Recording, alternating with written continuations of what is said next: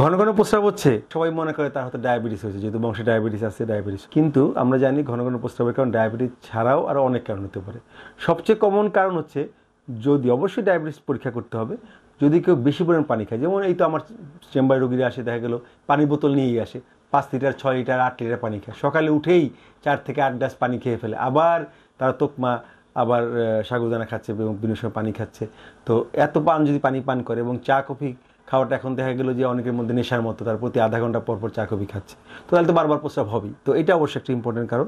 আর আরেকটা কারণ হচ্ছে, যদি প্রস্রাব মুঠোর সাথে জমে থাকে, সেগুলো কি, যেমন কারো যদি প্রস্টেট গ্রন্থি বড় হয়, সেক্ষেত্রে একটা বয়সর্ধ 50 পুরুষের দেখা গেলো প্রস্টেট গ্রন্থি বড় হয়েছে, সেটা একটা ইম্পর্টেন্ট কারণ। স্ট্রিকচার ইউরেথ্রা, ফাইমোসিস, মিয়েটাস্টেনোসিস, বিএক্সও, ব্লাডার নেক হাইপারট্রফি, নিউরোজেনিক ব্লাডার, এই কন্ডিশনগুলো হলেও দেখা যায় তার ঘন ঘন প্রস্রাব হতে পারে। কাজেই ঘন ঘন প্রস্রাব হলে দেরি না করে ইউরোলজিস্টের শরণাপন্ন হওয়া প্রয়োজন।